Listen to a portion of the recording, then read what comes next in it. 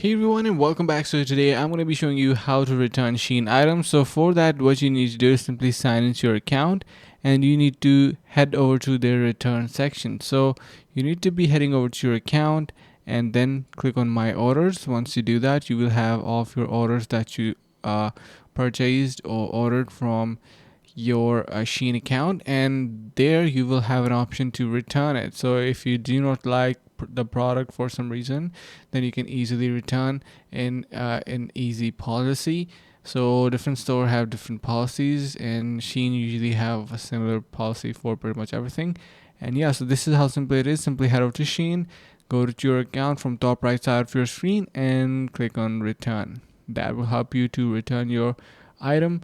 And yeah, that is pretty much it. I hope this is going to be helping you guys out. Thank you so much for watching, guys. Stay tuned for more and see you in the next video.